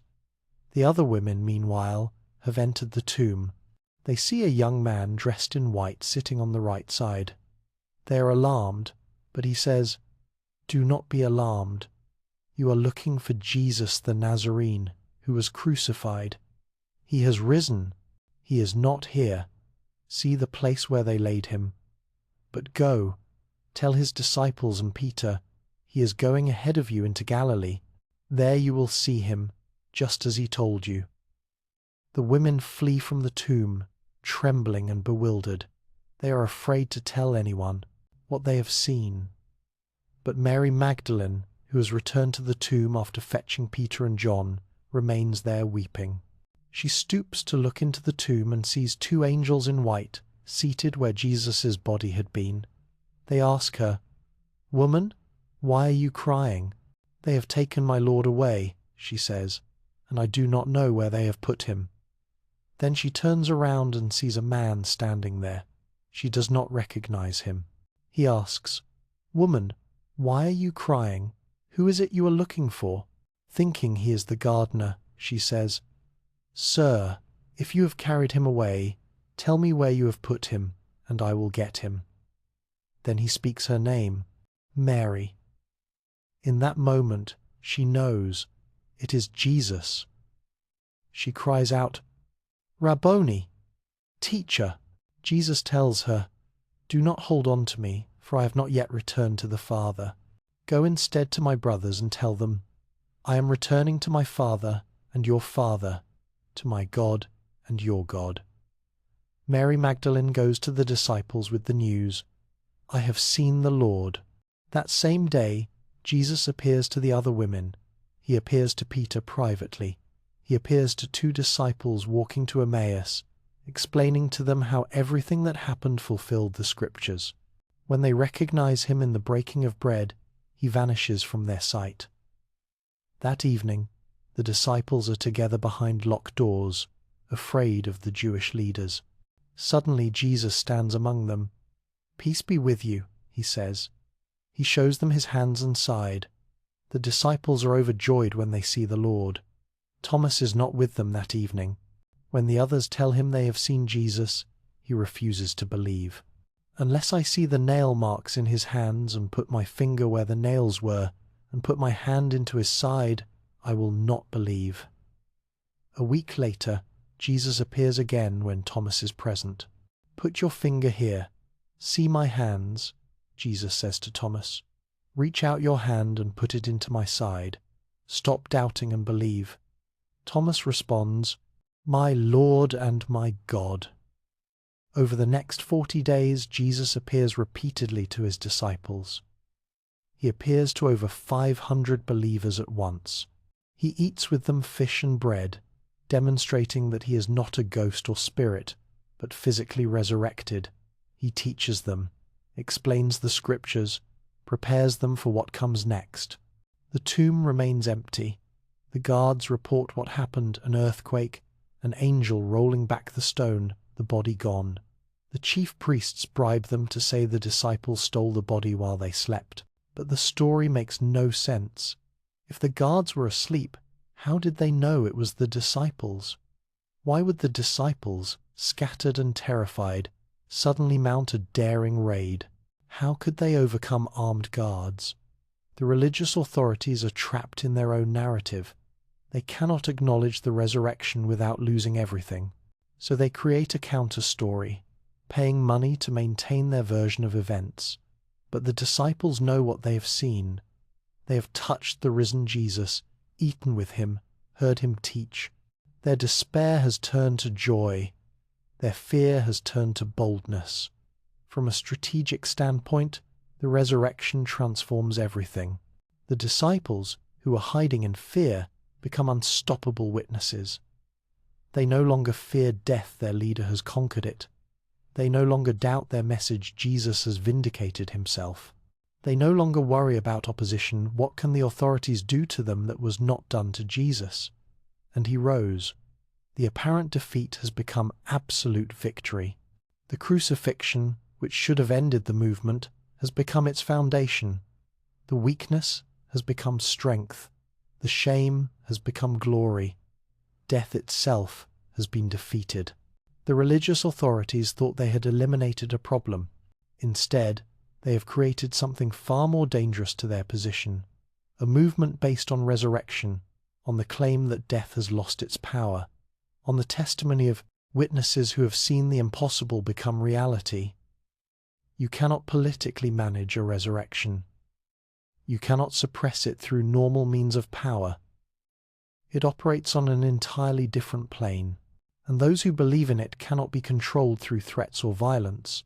because the worst that can happen to them, death, is no longer the end. Everything has changed. The game board has been overturned. The rules no longer apply. Victory through apparent defeat, life through death, power through weakness. This is a strategy no one anticipated, no one could have predicted, no one knows how to counter, and it is just the beginning. Stand back now and consider what has unfolded. Look at the landscape of human history and observe something remarkable. A movement that began with apparent weakness, that embraced powerlessness, that suffered complete defeat, yet conquered the greatest empire the world had known, and continues to shape civilization 2,000 years later. This is not the way power is supposed to work. The disciples, after 40 days of resurrection appearances, gather on the Mount of Olives. Jesus gives them their commission. You will receive power when the Holy Spirit comes on you, and you will be my witnesses in Jerusalem and in all Judea and Samaria and to the ends of the earth. Then he ascends, rising into the clouds until they can no longer see him. 2 angels appear to the bewildered disciples. Why do you stand here looking into the sky? This same Jesus, who has been taken from you into heaven, will come back in the same way you have seen him go. The disciples return to Jerusalem to wait. They have no army. They have no wealth. They have no political connections unless you count Joseph of Arimathea and Nicodemus, and both of those men have likely damaged their positions by associating with Jesus. The disciples have no institutional power, no social status, no conventional resources. What they do have is a message. Jesus rose from the dead. Consider how absurd this message sounds. To Jewish listeners, they are proclaiming a crucified Messiah. But crucifixion means cursed by God. Deuteronomy says clearly that anyone hung on a tree is under God's curse. How can the Messiah be cursed? The Messiah is supposed to conquer Israel's enemies, restore David's throne, bring peace and justice. A crucified Messiah is a contradiction in terms, a failed Messiah, proof that Jesus was not who he claimed to be. To Greek and Roman listeners, the message is even more foolish. Greeks value wisdom, philosophy, rational argument. Romans value power, military might, practical achievement. But here come these disciples proclaiming that salvation comes through a Jewish carpenter who was executed as a criminal, whose body disappeared from a tomb, who they claim rose from the dead. The philosophers laugh. The powerful dismiss them as deluded. The Apostle Paul, who will become Christianity's greatest missionary, later captures this perception perfectly. Jews demand signs and Greeks look for wisdom, but we preach Christ crucified, a stumbling block to Jews and foolishness to Gentiles. Yet this impossible message begins to spread. On the day of Pentecost, 50 days after Passover, the Holy Spirit descends on the disciples with power. They begin speaking in multiple languages, and Jews from every nation gathered in Jerusalem for the festival hear the gospel in their own tongues. Peter preaches boldly, God has made this Jesus, whom you crucified, both Lord and Messiah.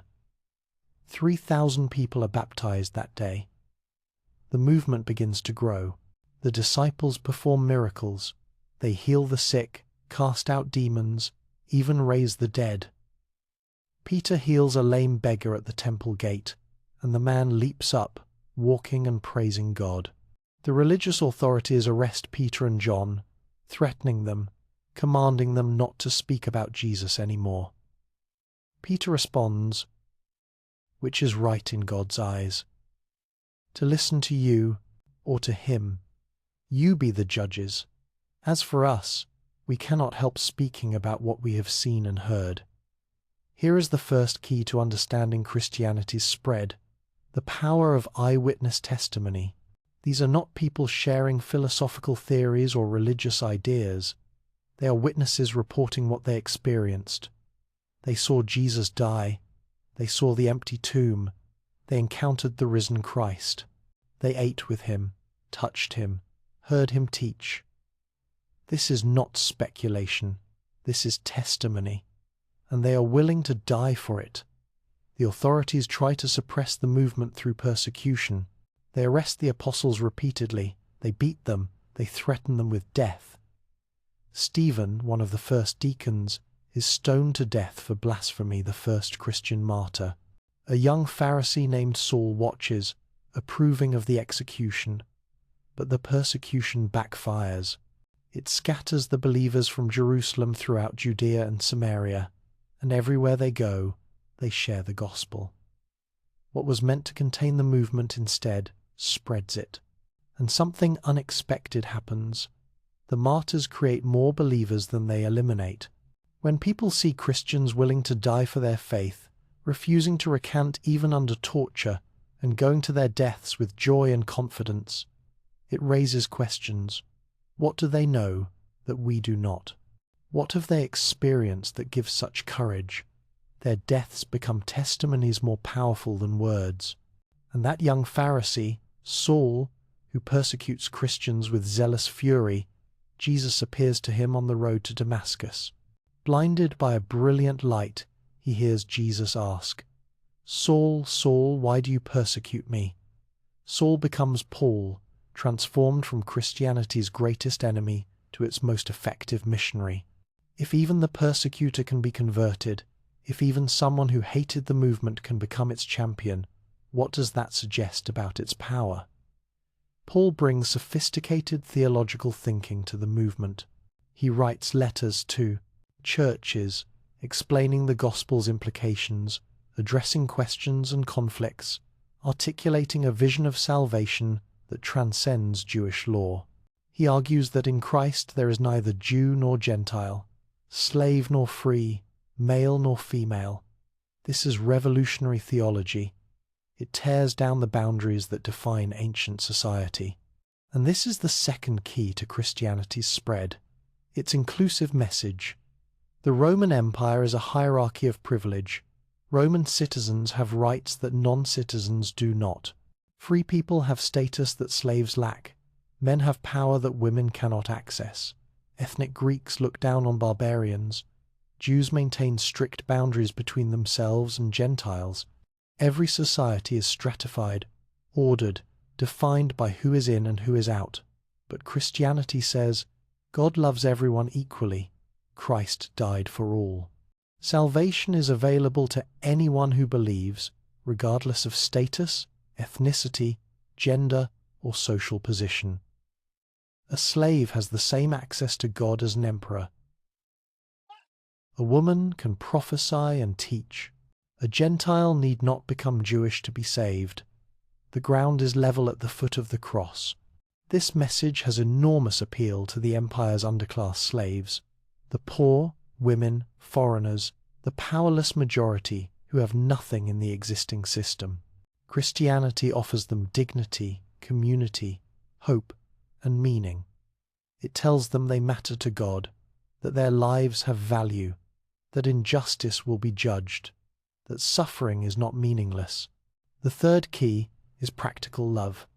Christians do not just preach, they act. They care for widows and orphans. They visit prisoners. They feed the hungry. During plagues, when the wealthy flee cities and pagans abandon the sick, Christians stay and nurse the dying, both their own and pagans.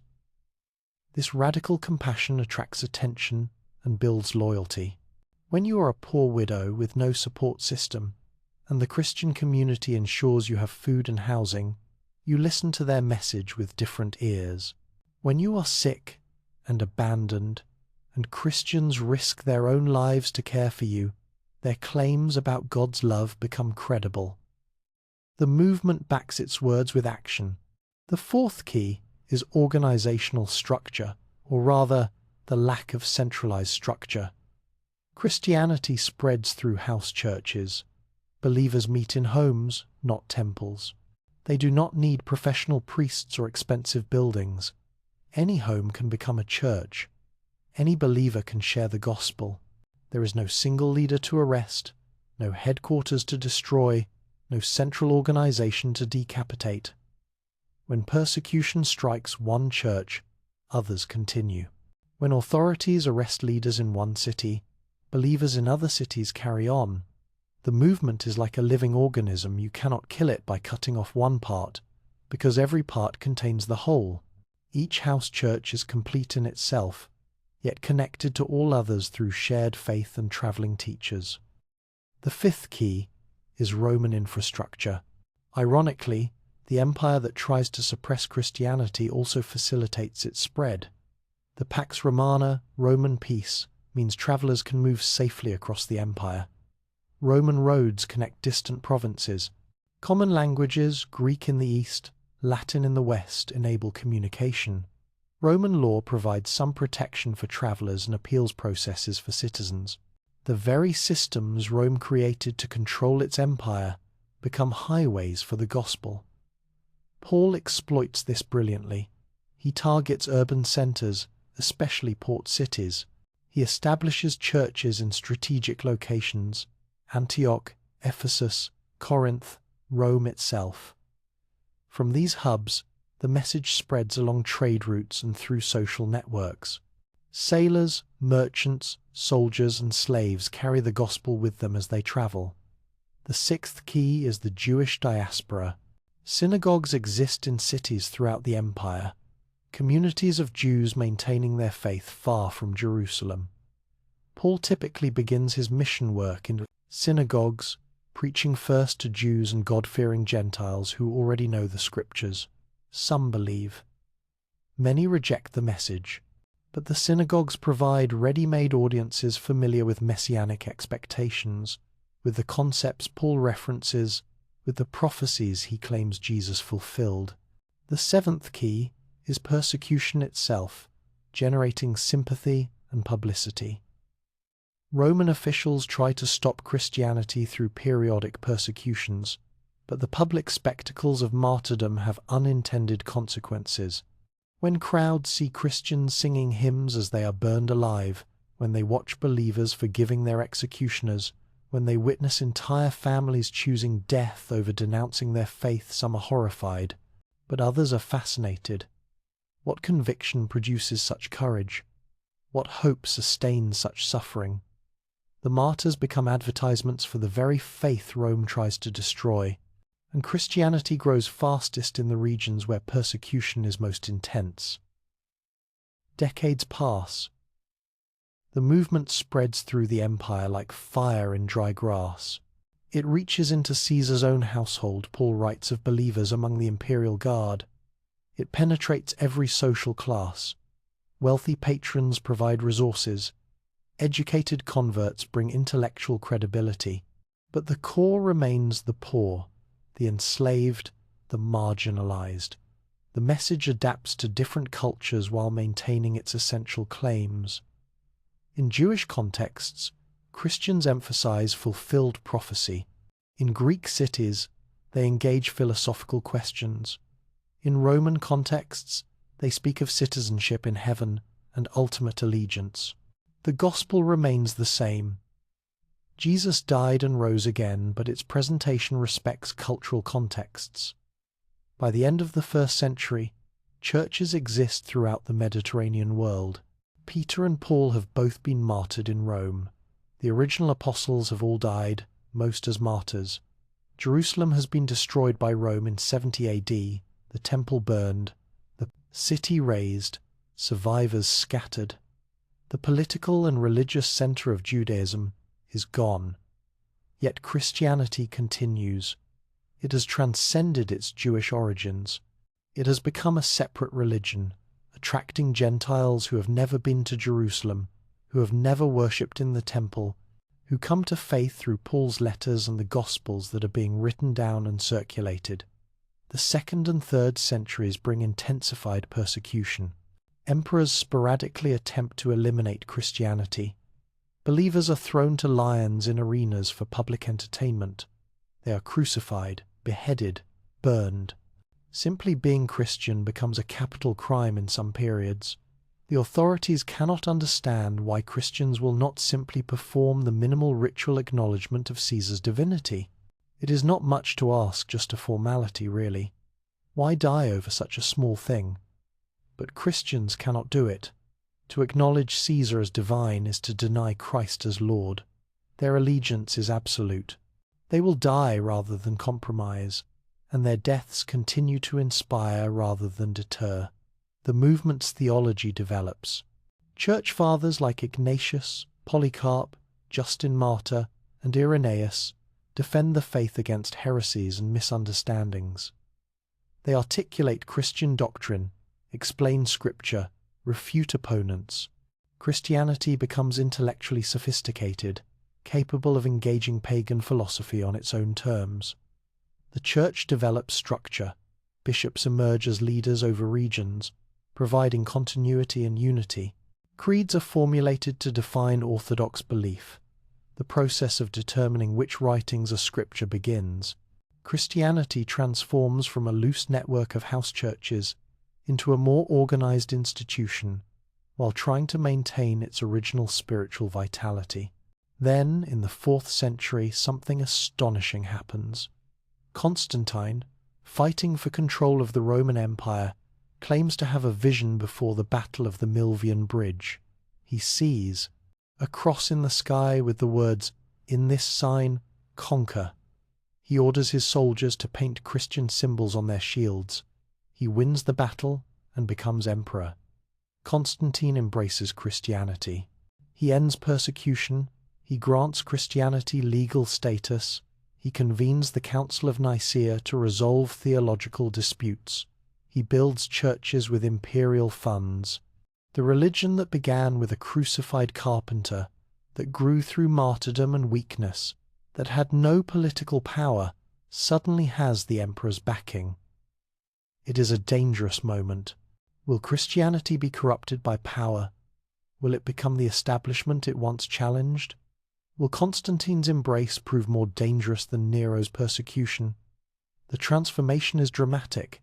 Within decades, Christianity moves from persecuted minority to favored religion. By the end of the 4th century, under Emperor Theodosius, Christianity becomes the Roman Empire's official faith. Pagan temples are closed. Christian bishops wield political influence. The church that survived through weakness now must navigate the temptations of power. And here we see Christianity's remarkable adaptability. It survives persecution. It survives imperial favor.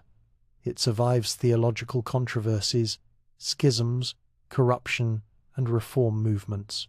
It spreads beyond Rome's borders into Ethiopia, India, Persia, even to China along the Silk Road. When Rome falls in the west, overrun by Germanic tribes, Christianity continues. The barbarians convert. Monasteries preserve learning through the Dark Ages. The church becomes the one stable institution as empires rise and fall. Christianity shapes medieval Europe, influences the Renaissance, survives the Reformation's fracturing into thousands of denominations. It spreads to the Americas, with European explorers and colonizers, often tragically complicit in exploitation and genocide, yet also producing advocates for indigenous peoples and opponents of slavery. It spreads to Africa, taking root in ways that transcend its colonial origins. It grows explosively in Asia and the global south in the 20th and 21st centuries. Today, roughly 2.4 billion people identify as Christians, nearly 1/3 of the world's population. It is the largest religion globally, present in every nation, translated into thousands of languages, expressed through countless cultural forms. This persistence, this global spread, this endurance through 20 centuries of history, it demands explanation. How does a movement that began with 12 frightened disciples hiding in a room, that proclaimed a message the world called foolish, that had no power by conventional measures, how does it transform history? The strategic answer is clear. Christianity succeeded precisely because it rejected conventional power. It could not be destroyed by persecution because its followers expected suffering. It could not be corrupted by wealth because its founder lived in poverty. It could not be suppressed by political pressure because its kingdom was not of this world. It could not be contained by social boundaries, because it welcomed everyone. Every strategy the authorities used against it backfired. Martyrdom created more believers. Persecution spread the message. Intellectual attacks produced sophisticated theology. Political opposition forged unity. The more the world tried to eliminate Christianity, the stronger it became. This is the ultimate irony. Power proved powerless against powerlessness. The weak defeated the strong. The foolish confounded the wise. Death became life. The cross became victory. Jesus' strategy, rejecting worldly power, embracing sacrificial love, building community around service rather than dominance, making transcendent rather than temporal claims, proved more durable than any empire's force. Rome is gone. The Caesars are dead. The gods they worshipped are forgotten. But Jesus is worshipped by billions, and his teaching continues to shape human civilization.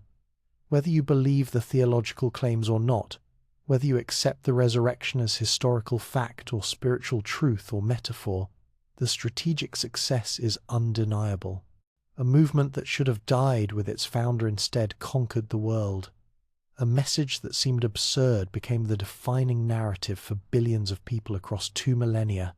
And it did so not through the strategies that every other movement employs, not through military conquest, not through political maneuvering, not through accumulated wealth, not through intellectual brilliance, not through social status. It succeeded through what looked like failure, through weakness that became strength, through love that proved stronger than hate, through a willingness to die that defeated death itself. This is perhaps history's most successful long-term strategy: surrender that becomes victory, service that becomes authority, death that becomes eternal life. The movement that began with 12 disciples in an upper room has touched every continent, influenced every field of human endeavor, and continues to spread. The carpenter from Nazareth, executed as a criminal 2,000 years ago, remains the most influential person in human history. His life, his death, and what his followers claim happened afterward, these events changed everything. And the question his life poses to every generation remains: who do you say I am? The answer to that question has shaped civilizations, started wars, inspired art, motivated sacrifices, built hospitals and universities, justified both liberation and oppression. It remains the most consequential question any person can answer. 2,000 years later, the movement continues. The message spreads. The strategy of weakness as strength, of love as power, of death as victory, it endures. And whether divine or human in origin, whether miraculous truth or profound myth, whether historical fact or spiritual, reality Christianity's transformation of the world stands as one of history's most remarkable achievements. From a crucified teacher to a global faith, from apparent defeat to enduring victory, from powerlessness to power that survives every empire's fall.